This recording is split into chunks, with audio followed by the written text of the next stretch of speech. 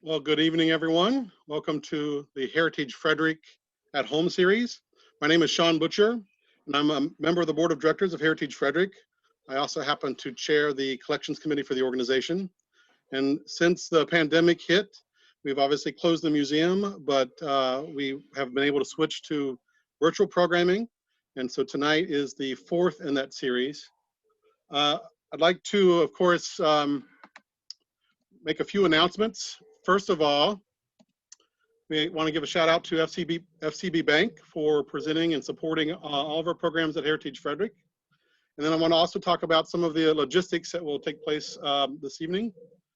Before I talk about that, I want to just kind of give a quick plug for our next program, which will be on October 28th. And it's presented by Howard Cox. And the topic will be Spy Trial in Fredericktown. And so stay tuned for more details around that. We are pleased, of course, to have books by our author, and they are available at Heritage Frederick. You can buy them at frederickhistory.org. And our author has been kind enough to send us signed book plates. So you will have a signed copy of the book if you go to that website and purchase them.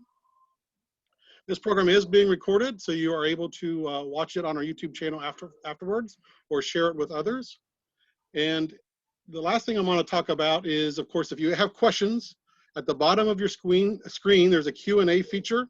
So just type in your question to or on that using that chat box, and then I will be able to facilitate and field those questions for our author after the presentation. And then lastly, we will have a survey that pops up after you wrap up the program. So please take a moment when it comes up on your screen to provide us your feedback, not only on this session, but what else you would like to hear.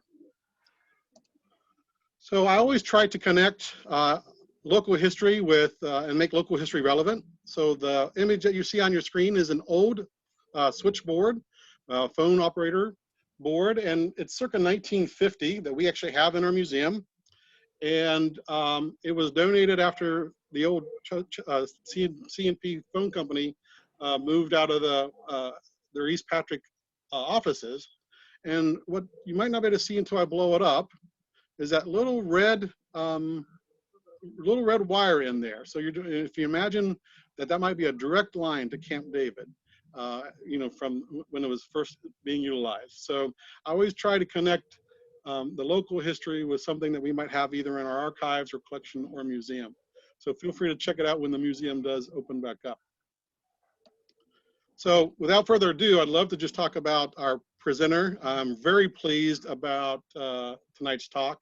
I have been, since moving to Frederick County, interested and maybe even infatuated with Camp David. Part of that's probably because I'm a presidential history buff. In fact, Michael, I only have, I have a life goal or bucket list of visiting a site affiliated with every U.S. president, whether it's a birthplace, a home, a National Archives Museum. And I only have like 3 presidents left. So, when it comes to presidential history, I'm always interested in subject matter.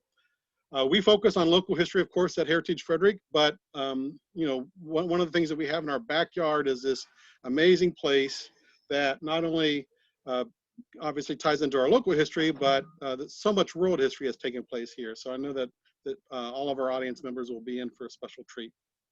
So Rear Admiral Michael Giorgione served 29 years on active duty with the U.S. Navy. He was the commander of Camp David, serving both President Bill Clinton and George W. Bush. In this capacity, he also worked under the White House Military Office, alongside those in command of Air Force One and Marine One. And of course, his paperback just came out this year. So Inside Camp David is the focus of Michael's talk tonight. So Michael, without further ado, I'm going to go off screen and turn it over to you. Thank you, Sean. Thank you for a wonderful invitation. Thank you for your passion about preserving and sharing history. Ladies and gentlemen, thank you for allowing me to come into your home this evening, your business, your car, wherever you might be watching this presentation, and share a bit of my very fortunate time in the military. It was a great honor to serve our Navy and nation, and one of the highlights was duty at the presidential retreat known as Camp David in Thurmont, Maryland. I also like to thank all of you who are Frederick citizens because we enjoyed Frederick a lot. Our oldest daughter went to school in Frederick. We would socialize in Frederick. Although I talk about the night before I took command at the restaurant Jennifer's, I know it doesn't exist anymore, but that was a special memory to us in Frederick the night we took command, before we took command in 1999. So again, Inside Camp David, published October 2017, and as Sean said, the paperback was released this past May.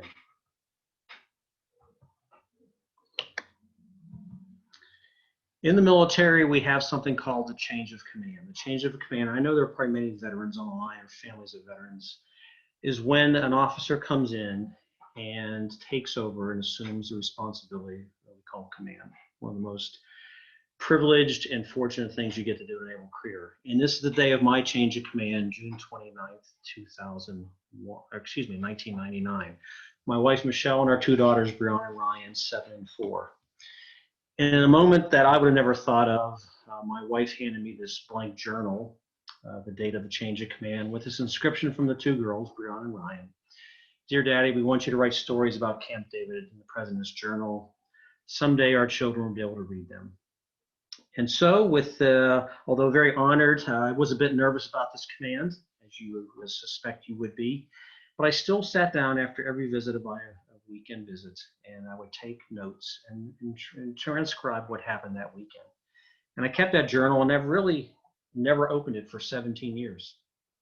It was always in my roll top desk until I got interested in maybe sharing this history, had become to know most of the other commanding officers before and after me.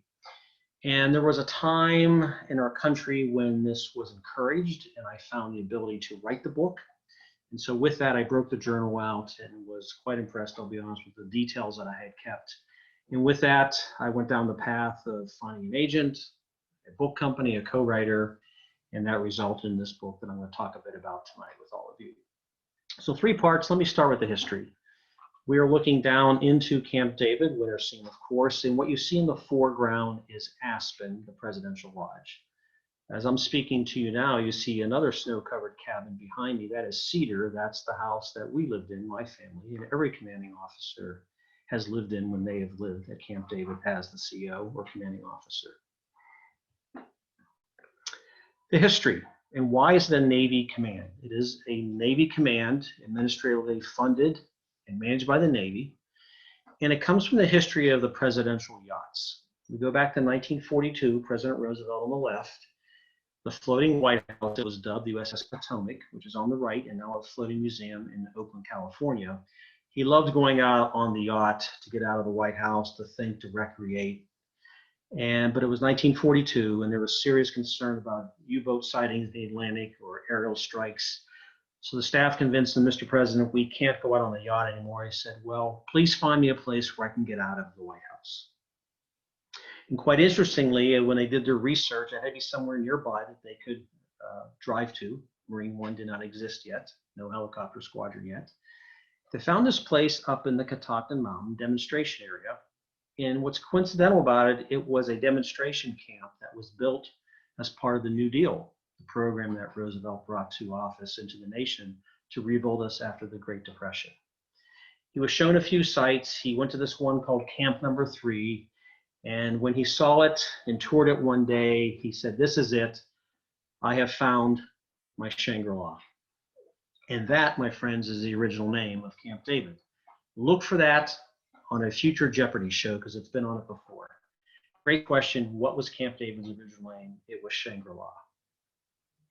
Roosevelt was known to have quite a humorous, whimsical, subtle humor to himself. And I think he named it Shangri-La. He did name it Shangri-La because of the novel Lost Horizon. And Shangri-La in the book described a mysterious place in the Himalayas of mystery and intrigue.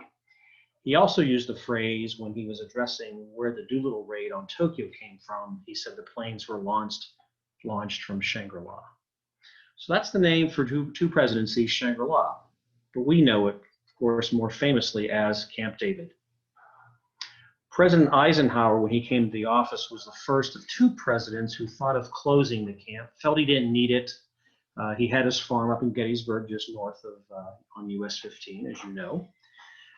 Was convinced to keep it, but he didn't like the name, thought it was a bit pretentious, and so he renamed it Camp David after his grandson, David Eisenhower, who is pictured here in the photo. And that is where the name comes from, as you probably know as well, Camp David. The reason why the Navy has it is because when President Roosevelt came off of the yacht, who manned the yacht, piloted the yacht, were Navy sailors. So having this ready workforce, he took them with himself to this place called Shangri-La, and that's who maintained and took care of the camp. Roosevelt only went up during the spring and summer months. Eisenhower had it winterized. The original cabin is the piece on the right as you're looking up this back lawn towards the presidential cabin called Aspen. Now, Roosevelt had names for all the cabins. There were far few, just a handful back in his time in the 40s. And he had humorous names for them. He called this the Bear's Den, where the boss would sleep, so to speak. Again, Eisenhower didn't care for that and changed all the names of the cabins, and they're pretty much named after a tree, although it doesn't have to be indigenous to the Catoctin Mountain area. He named this one Aspen, the Presidential Lodge, because that's the state tree of Colorado where his wife Mamie was from. So there's the connection with the name Aspen. Again, the wing on the right is the original. It's been built on over the years, and not in this photo, but on the cover of the book is the pool that Nixon had put in the 70s. So this is Aspen, and this is Cedar. Again, the cabin that's behind me and my talking pane. This is the home where the commanding officer lived. This is where my wife and I and our two young daughters, 7 and 4, lived for our 2 years. It's a wonderful, modest place. We used to tell the girls, hey, it's a modest house, but you've got a great yard, which doesn't always fly with 2 young girls who aren't near neighbors. Their friends live down the hill in Thurmont in the Navy housing area. And so as neat as it sounds today, you can imagine as a parent of a young family, the challenges day in, day out with not having neighbors and the difficulty it had to be to have play dates, to have people come in and get through the gate, security, etc. Chapter 6 of the book is one of my favorites. It's called The Lonely Sentry. And in the book, I draw the parallel to what it means to be the commanding officer or to be in charge of anything. I know many of you are business owners or have been, or you volunteer in your community, your church, your school, and you know what it is to be at the top sometimes and be forced to make the hard decisions. And I take that parallel from my own experience. I talk about the young Marine who's walking patrol 24/7. Exciting when there's a presidential visit, but at February of any given year, a cold, dark winter night at 2 a.m., it's a different feeling. She is in fact the lonely sentry. And of course, I bring it back to what it must feel like to be the President of the United States and carry all the burden and expectations on your shoulders. So this chapter goes deep in it, and with that, I'll give you a bit of the presidential history of how the camp has been used. Top left is Roosevelt in that section of Aspen I pointed out in the photo. That stone hearth fireplace is still there today. It's been cleaned up a bit. What you can't see above the dining table is a wagon wheel chandelier that is still there today. And that is where Roosevelt loved to gather with his family and friends and recreate. Bottom left, and this is one of the earliest and most important things that talks about the usage and the great utility of the presidential retreat. Because this is from the 40s, and Winston Churchill is visiting Roosevelt. Now they're outside the camp, they're at Hunting Creek. Many of you probably know Hunting Creek very well, and they're fishing. But they're not just fishing, are they? They're fishing, smoking cigars, probably having a little bourbon, but they're talking about the war. They're talking about how the United States will enter and join the Allies. And this, and almost through almost every presidency, has been a great backdrop and setting for people and world leaders to come together and talk about peace or talk about very difficult things. Top right, not a big fan of Camp David, was President Truman. He preferred to go all the way to his resort home in Key West, Florida. So he only visited 10 times in his 2 terms, almost 2 full terms. Bottom right again, President Eisenhower renaming it Camp David with his young Vice President Richard Nixon. President Obama inside the Aspen cabin with that large picture window. It's the same picture window that's behind President Reagan, bottom left, and in front of President Nixon, bottom right. Nixon, very formal at Camp David, almost always wore a jacket and tie. It's famously where he gathered before he resigned in August of 1974. And this is the living room in Aspen where he fired Haldeman and Ehrlichman as his administration and presidency were unraveling. Middle left, President Carter sitting on the iconic log. There's always a log outside this fish pond, just outside the Aspen front door. It's now an ornamental fish pond, but it was put in as a backup firewater supply. President Roosevelt had a great fear of fire, and so they put this in just in case.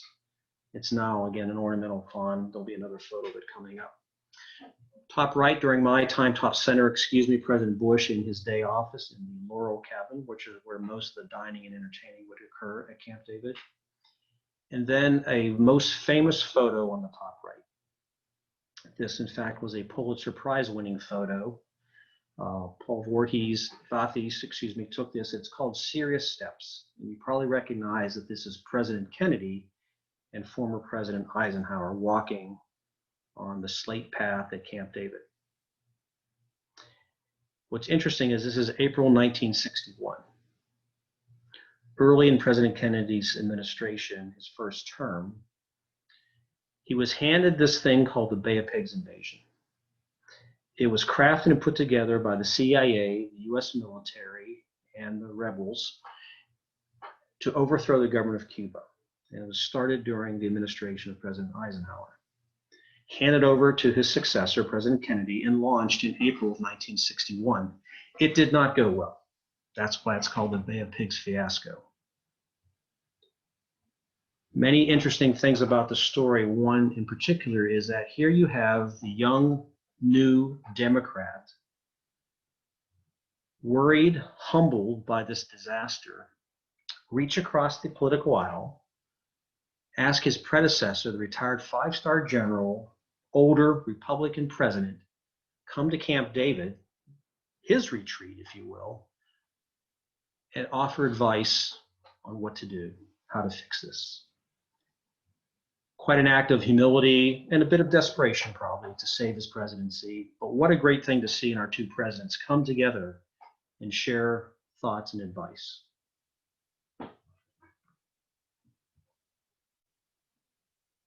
Serious Steps, Pulitzer Prize winning photo from 1962. The event was 1961. Other events in history, top left, President Johnson with Ellsworth Bunker, the US ambassador to South Vietnam, walking the grounds. This isn't a friendly chat. This is a chat about what to do in Vietnam. Do we escalate the war? Do we increase the bombing? Do we get out? This is where Johnson decided not to run for another term as president. Top right, President Nixon entertaining Leonid Brezhnev. There's a great story in the book about the blue Lincoln Continental that Nixon gifted to Brezhnev at Camp David. There's the iconic log again in that fish pond just outside the Aspen front door. Bottom left, President Carter famously made Camp David known around the world due to the 1978 Camp David Peace Accords. He was the second president who also thought of closing Camp David, thought it was unnecessary, a bit of a waste, a bit extravagant, was convinced by staff to keep it. In fact, it was his wife Rosalind's idea to bring Anwar Sadat of Egypt, Menachem Begin of Israel to Camp David, not the White House, but to Camp David to negotiate in 1978. Interestingly, I got to relive this in some degree many years later in 2000 when President Clinton convened the Middle East Peace Summit. By far, the president who used Camp David the most was President Reagan. He and Mrs. Reagan, Nancy, went there almost every weekend and almost most of the time by themselves. A personal respite, a personal getaway from the White House. Although in this photo, he is entertaining Prime Minister Nakasone of Japan, and you can see George Mitchell walking behind him. So great fans of Camp David, felt it was what helped him get through his 2 terms as president. Regardless of where our president is in the world, they're always communicating. And President Clinton and President Bush during my time found the appropriate time to communicate whenever necessary. President Reagan made many of his Saturday radio addresses to the nation from the back porch of Laurel, with Nancy always by his side. President Obama conducted an impromptu press conference at Camp David. One of the beauties of the retreat is that it's supremely quiet, surreal, no flyover, no noises, no press, no media unless the president invites them in. Even in the White House, Mrs. Johnson and others would comment, I can still hear the sirens. I can still hear the protesters. Camp David, as you know, up in the Catoctin Mountains of Thurmont, offers quite a different atmosphere. We almost had another G7 summit this year. Camp David didn't happen, but the biggest time most of the world leaders gathered was during the G8 summit in 2012, hosted by President Obama. It was due to be in Chicago, but this is years of Occupy Wall Street and demonstrations in major cities, including where there's a Federal Reserve Bank.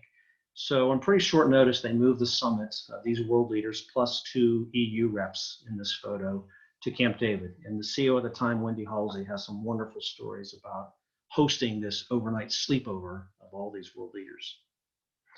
Bottom left, President Bush at Camp David a few days after 9/11. As we know now, unclassified, this is where President Cheney rushed off to when he was evacuated from the White House. Vice President Cheney, President Bush, Colin Powell, Rumsfeld, Wolfowitz gathering in the Laurel conference room to discuss how America and the world will react to the 9/11 attacks. And bottom right, similar to Truman, President Trump has maybe gone to Camp David just a handful of times, maybe 12, although he has been the one who's brought his cabinet there most often, as you can probably pick out in some of these photos of these cabinet members. He has not yet, though, brought any world leaders to Camp David. Strictly use it for domestic cabinet meetings or personal use. Not only is it a great place to do business and to sit down with other world leaders, but it's a place to recreate, as the photos of the Ford family enjoying Camp David here, walking the paths or enjoying a bobsled run through the fields and paths with Camp David retreat. I learned watching and learning from history that despite being a world leader, you still find ways to connect with each other. It is all about building relationships. And the photo in the bottom left where you see Gorbachev and Bush laughing, it's all about this horseshoe.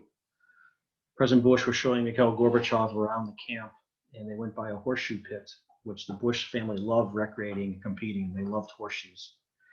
Gorbachev didn't know what horseshoes were, or he had never thrown one, so President Bush showed him how to do it.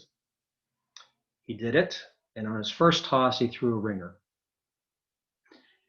Camp David is manned by sailors and Marines principally.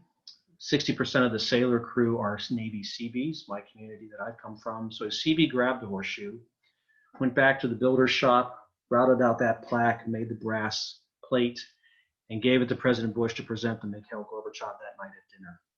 It's these little personal things that you and I do with each other in our neighborhood, but it happens even at this level. It's still a way to build a relationship. Bottom right, this is during my time. This is an inside photo of Evergreen Chapel at Camp David. In the first pew, called Pew 1, you see Mrs. Chelsea Clinton. In the adult choir, those are our service members or our spouses singing, but you see President Clinton, who loved to sing with the choir, in the background as well. And to Frederick's history, that is Wayne Wold, who was a doctor and chair of music at Hood College in Frederick, Maryland. So he ran our music programs for 17 years at Camp David, and was fortunate that much of that time overlapped my time there as well.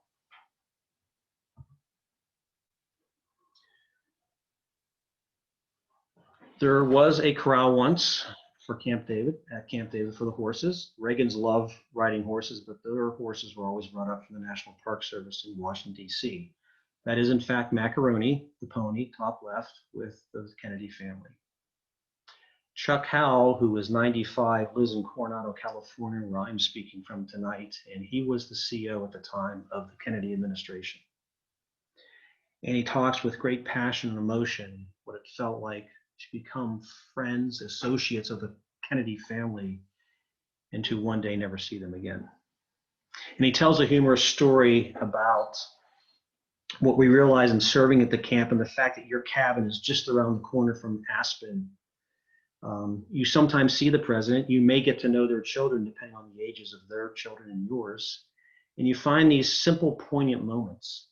But you also learn that we may be in the world, but we're not of the world. And that's an important lesson for all our military members at camp.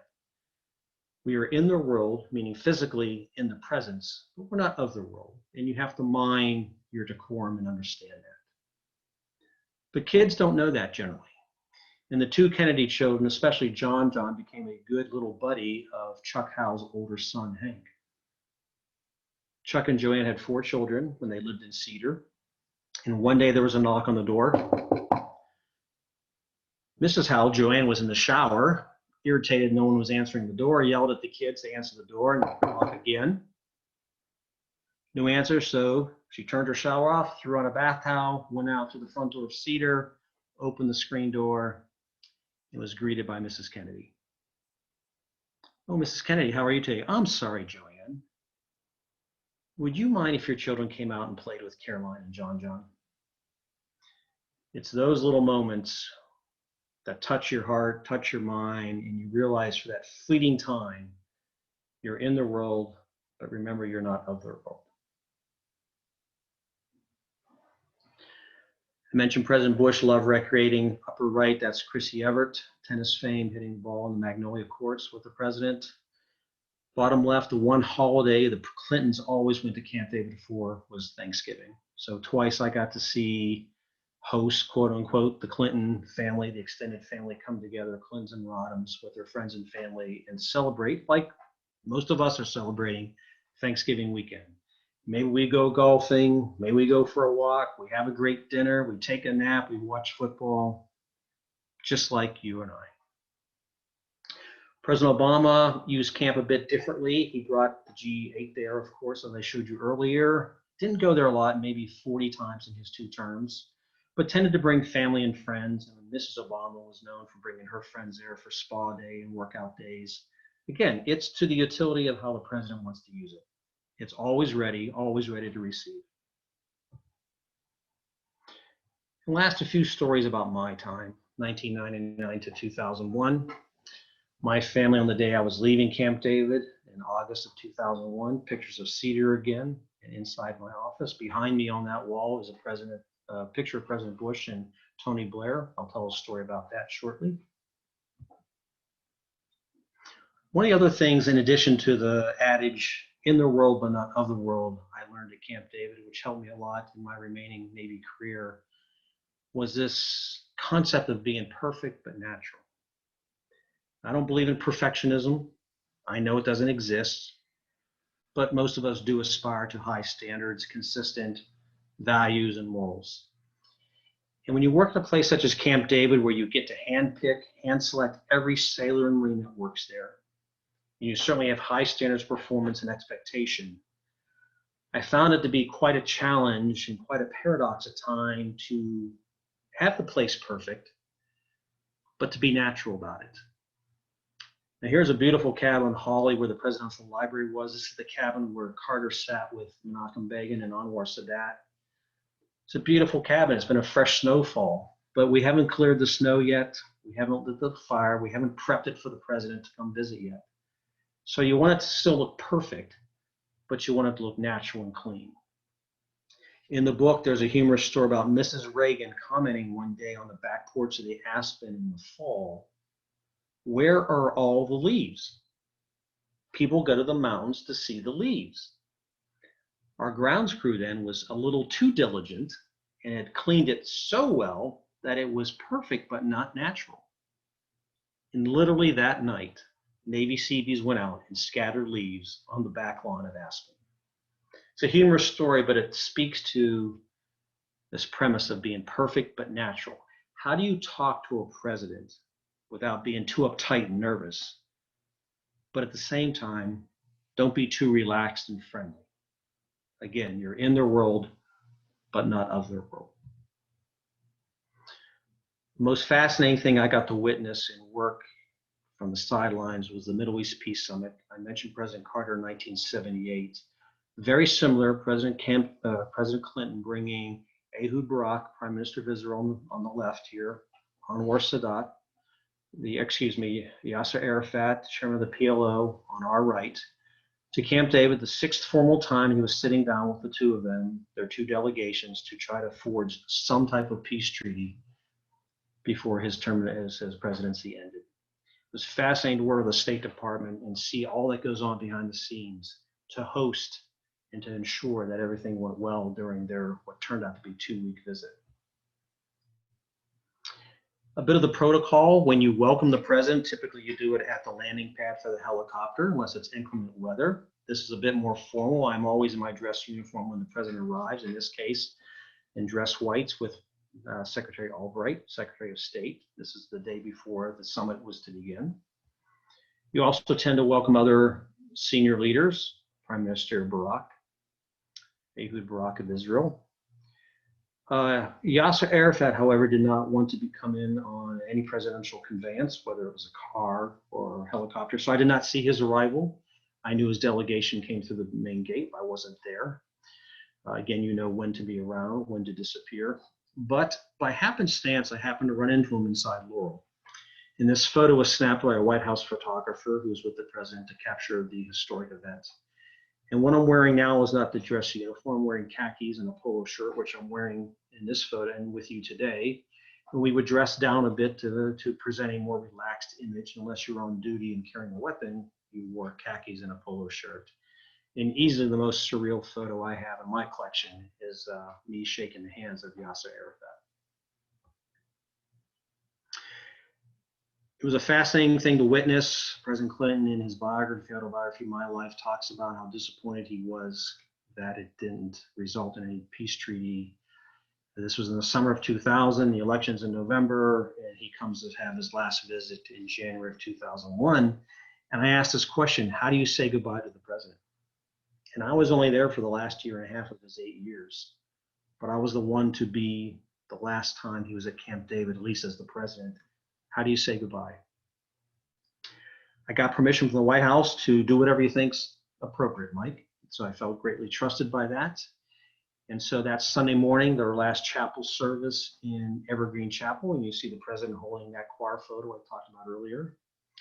And Mrs. Clinton is now Senator-elect Clinton of New York. So Senator-elect Clinton, President Clinton, Chelsea Clinton, now a student at Stanford, are just in the altar here at the chapel, and my wife Michelle and Ginger Williams, the wife of our Navy chaplain, presenting the Clintons with this photo of the president talking to Navy children the first year he was in office. This hung in the vestibule of the chapel for 8 years.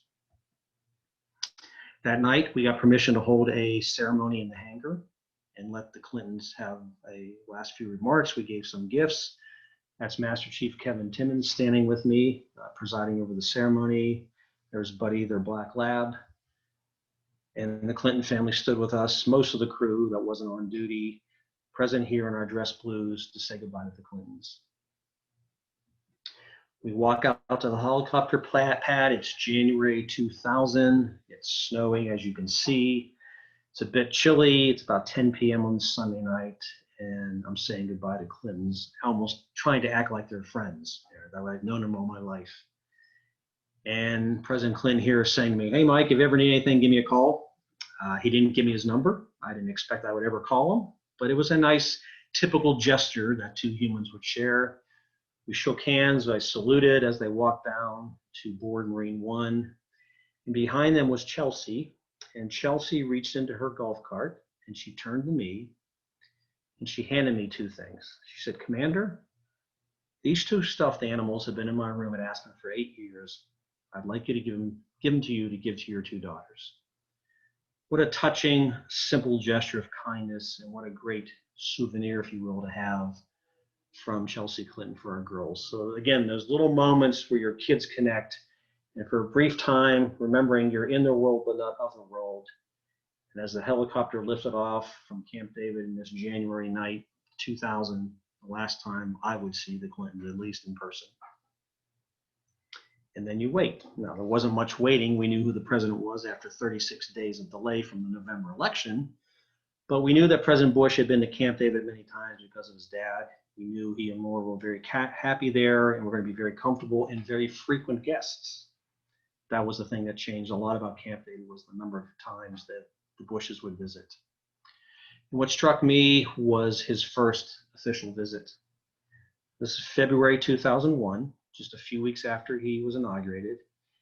And he reaches out and he invites the Blairs to Camp David.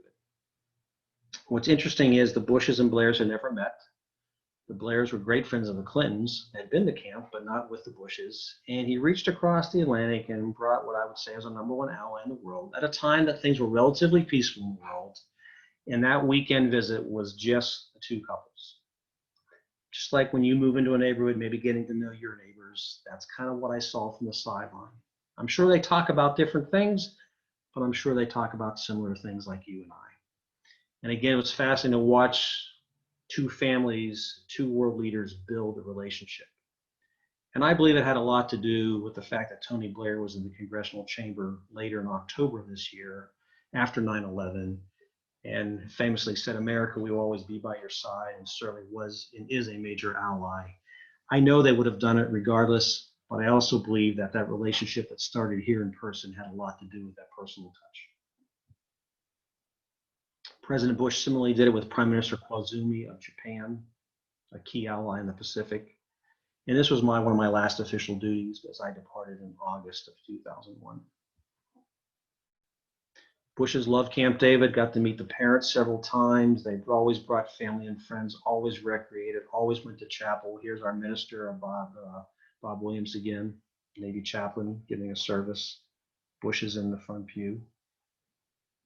Just a very personal time. Now, I've mentioned Evergreen Chapel a few times, and we'll say, you may know this from history, that this was built by Ken Plummer, a local contractor who did work for us in camp back in the 60s and 70s and 80s. But he felt ashamed that the president didn't have a formal place to worship. If a president wanted to go worship at a church, he either did it in his own place or he went down to the Thermont. Ken Plummer, as he's retiring, got permission under the Reagan administration to raise private money, build the chapel, and gift it to the United States. And so that was done under President Reagan's term, but officially dedicated during President George H.W. Bush's first term. And we got to celebrate the 10-year anniversary in 2001. We had the same clergy or same denominations represented, followed the same program. And here the two presidents stood very kindly with all the Navy, Marine Corps, Army, Air Force families to take photos at the chapel door at the end of the ceremony. And then finally, I asked, how does the president say goodbye to you? President Bush loved coming to Camp David. He was due to come up one more time before I was to leave and take the family and move across the ocean to Hawaii. And he had to cancel, and he never did. He never canceled. But he had to one weekend, but he called. He literally called and said, "Mike, I'm sorry we can't see you and Michelle again, but would you please come down to the White House so we could say goodbye?" And that's what happened in August of 2001. We were invited down to the White House. President Bush walks us around his office, the Rose Garden, the Oval Office. Here he's writing 2 note cards to the girls. Again, a very personal, touching, simple way. "Hi, Mike and Michelle, Ryan and Brianna. We will miss you at Camp David. Best wishes, George Bush." And quite fortunately, we saw the Bushes 2 more times, once in Hawaii, while I was still in the Navy, once again in North Island, Coronado, California, when he passed through to celebrate the victory in Japan speech he gave in 2005. And then I did do a book talk at his library last March, and it was great to see them again. And I know they remembered the girls. They may not remember a lot about us, but they knew that we had some common ground with being together at Camp David. And so, folks, if you've ever visited or if you ever have the chance to visit, you probably will be offered to take one photo.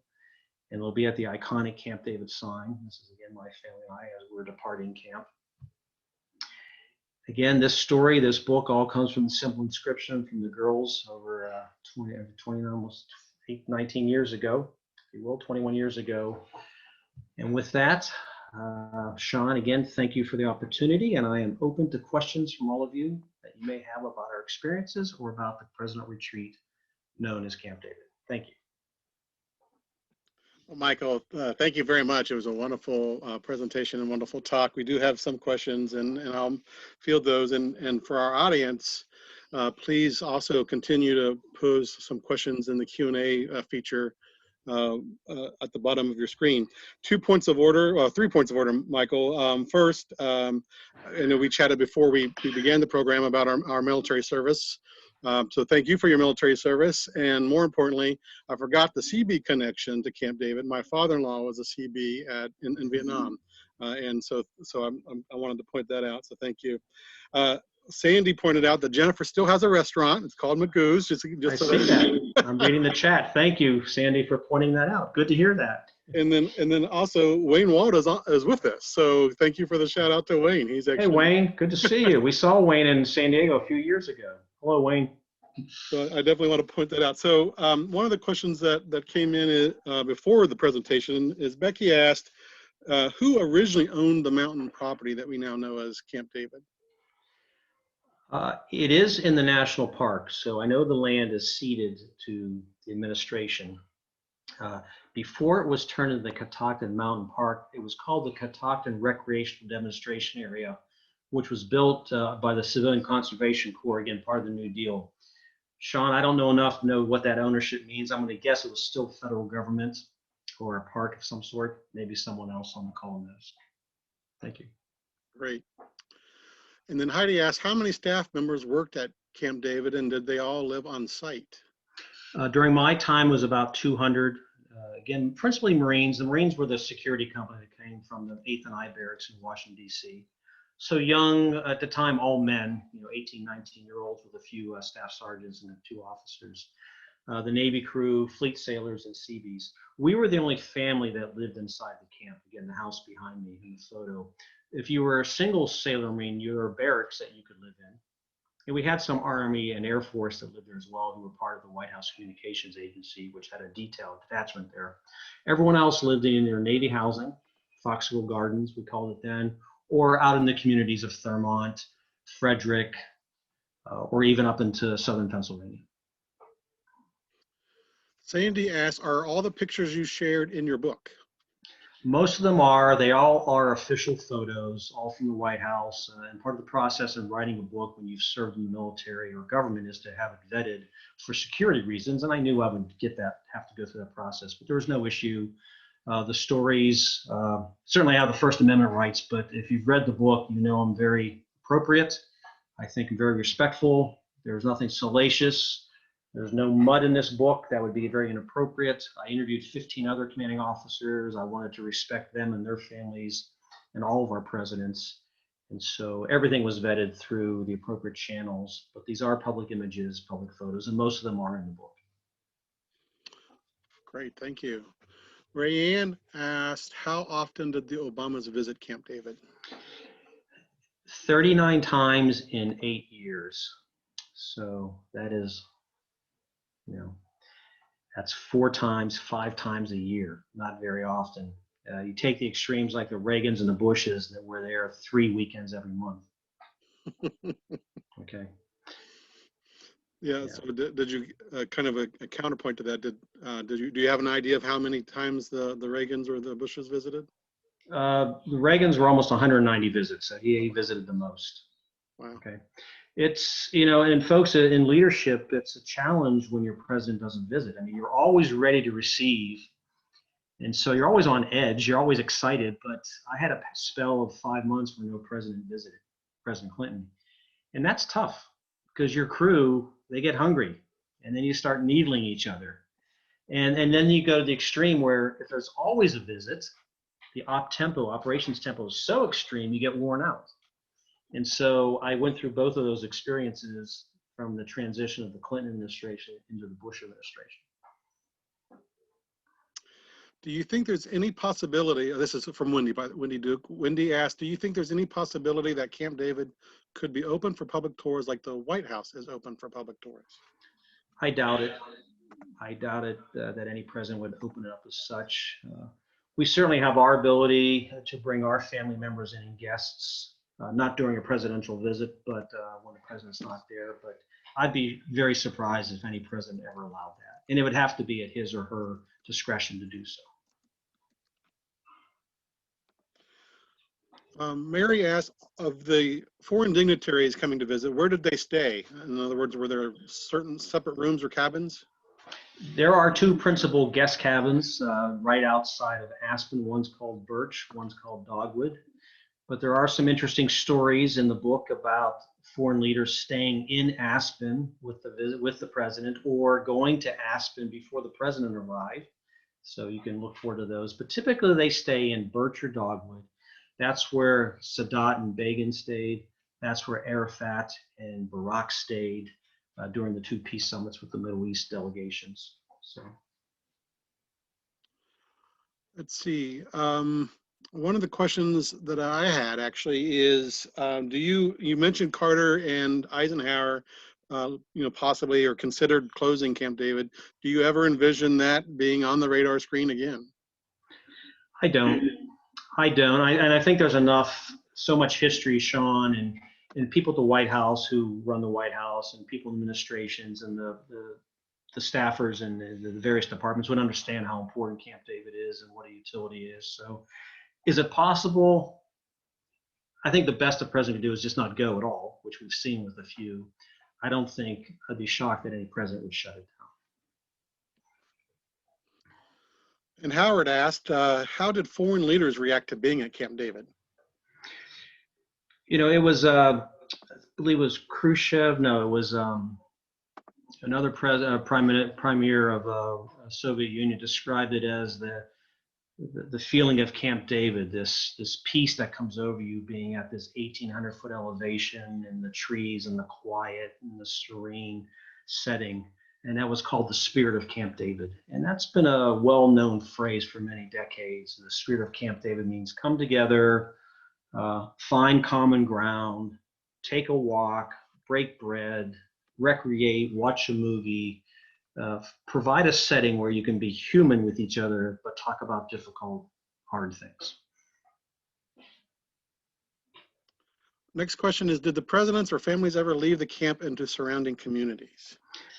President Clinton was well known he loved golfing. So he went to Maple Run. Some of you know Maple Run and some of the other golf courses, and he would fly in, especially Thanksgiving, and take off immediately. And the sedans and the wagons would all take off and go to the golf courses. So that's happened. I know during one visit, the Clinton family and guests went into a restaurant. I don't know which restaurant it was, but it was a Thanksgiving Friday. They decided to go out. And as you can imagine, there's some protocols to go in to make sure the place is safe and all that. Some presidents did go to worship in Thurmont at the churches before Evergreen Chapel existed.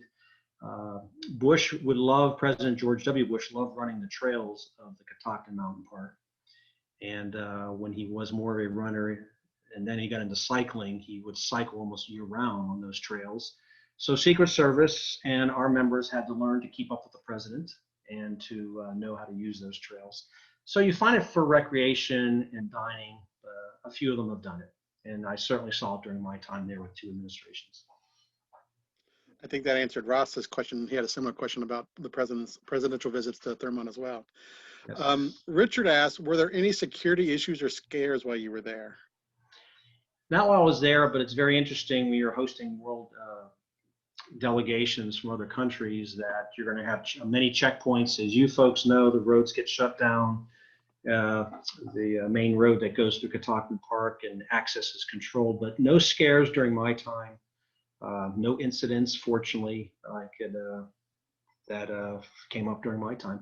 And even in the history of Camp David, I talk about one time a woman taking a car and running into the fence line, not with ill intent. I think she maybe was disturbed. That's what we believe, but no ill intent and no threats of terrorism or anything like that has ever occurred there. Boy, we've got a lot of good questions. So thank you all, audience, for those questions. Loretta asked, where did your girls go to school? So Ryan went to preschool at St. John's. So if any of you ever taught at St. John's, she did that for preschool, and that was our second year there. She did preschool. Brianna started, our older daughter, at Sibyllesville for 1 year, and then we moved her to the magnet school in Frederick.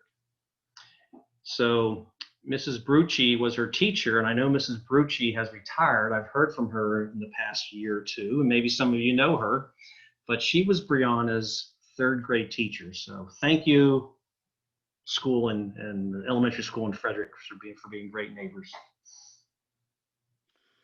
Indeed. Diane asked, how often do cabinet members and their families stay at Camp David? It's rare. In fact, I'm not aware of any cabinet member going out there without the president. And it's even rare that I know Vice President Pence has been to camp once without President Trump. Again, it's the president's camp. It's how he sees fit. I had an interesting experience during President Clinton's administration. He let the Carter family come back to Camp David, so I got to meet President Carter, his wife, and his 4 children. Most people don't know he has 4 children and some grandchildren. So I got to entertain, if you will, the Carter family on one April weekend. But again, it's to the president. It's to be used as he sees fits. I know during President Obama's administration, he let a lot of his staff members go up for retreats, leadership retreats. So it was used very differently. Although President Obama may only gone there 39 times, the camp was busy with other staffers. And you mentioned President Trump. Ryan asked, how often does President Trump visit Camp David? 12 times in 4 years. Well, what's about to be 4 years. And I see someone just popped up about your daughter and Mrs. Brucci, so it's great to make that connection. Sandy, thank you. Elizabeth asked, can children of the president go outside and play? And what are kind of the parameters in terms of exploring the property and whatnot? I imagine they could. It didn't happen during my time. Chelsea Clinton was going into Stanford University. I remember one weekend she brought her college roommates with her to stay at camp. They didn't go out of the camp. Bush's older children would come up to visit, but it wasn't as if they were going down to our Navy housing area to play. So I'm not aware of any instances where the children of the president would leave. Of course, they have details if they did, but I'm not aware that ever happened there. Randy asks, was there any connection between Camp David and Site R? We shared knowledge and experience and how to run these unique places. And I remember visiting Site R1, but there was no mission relationship between the two of us anymore. Okay. And then another question, what is the longest single stay at the camp?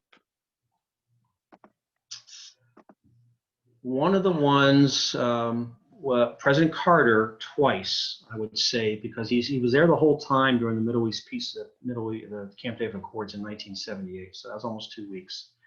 The peace summit during my time went 2 weeks, but President Clinton left in the middle because he had to go to the G8 summit in Okinawa, Japan, and he came right back. So it was broken. The second time with Carter was 1979 during the malaise. You may remember he came back to the White House and he gave this speech to America, and all the critics called it the speech of malaise. But he was talking about the Iranian hostage situation, the economy, and he spent a lot of time at camp as he put that together. And then probably third or fourth, President Nixon, about a week there as he was figuring out how to and what to do after Watergate. Another question that came in actually before the presentation is, how many acres comprise the site?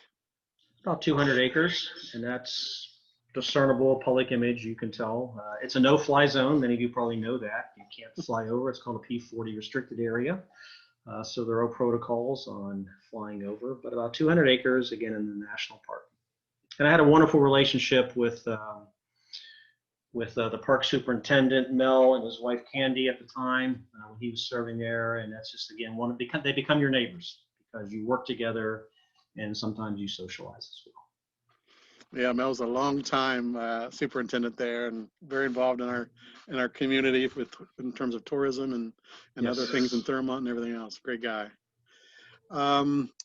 See, I think we already answered Kathy's question about touring the grounds. So Wendy asked, does the White House bring its own chef, or is there an on-site chef? How does that work?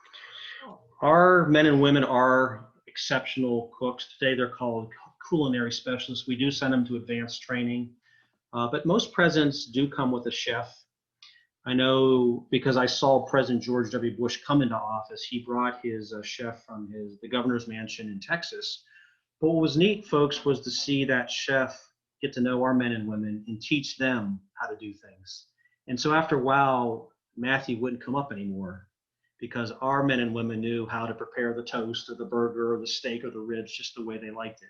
And again, so it's a little personal things, but you have to learn them and you have to build that relationship. And so I believe most come with a chef or people they like for cooking, but I think the real advantage is when they teach it to our men and women as well. I'm going to modify Mary's question just a little bit. So obviously when there's not a president on site, what would your typical duties or day be like? We are a military organization, so we are physically staying in shape. We are training, sending people to schools. But the real mission is to always maintain and repair the camp. And so one of the advantages if a president doesn't visit for a while, and you know that, you can go into some of the cabins and break them down and repair the plumbing, put in the new air conditioning system, reline the pool. We used to have a deer population, so we're always fighting with the deer, eating all the foliage and the flowers. So just maintaining 200 acres in a wooded environment, all weather conditions, and those old cabins from the 40s, many of them, was a challenge. And so that was the upkeep. And so you can imagine if you had a visitor every weekend and you had to rest your crew afterwards, keeping up with that maintenance could be a challenge. But again, that's the mission of being ready. Michael, we have a couple more minutes. So Sure. first of all, how is the command for this particular post chosen? How did you come into it? How do other typical commanders come into this post? The community of the Navy officer community that has had the billets there is the Navy Civil Engineer Corps. So we have 5 Civil Engineer Corps CB officers there.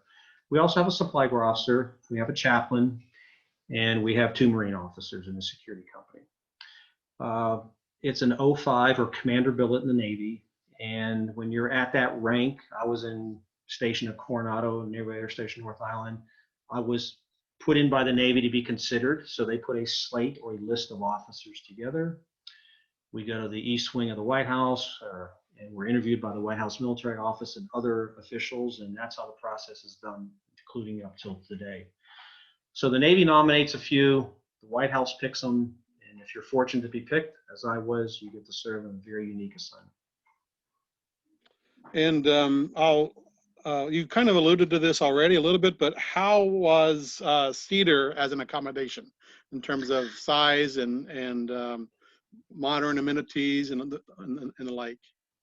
It was fine. It was a modest house. I laugh because I talk about Chuck Howell and Joanne, their 4 children. They lived in Cedar, but it was half the size it was during my time.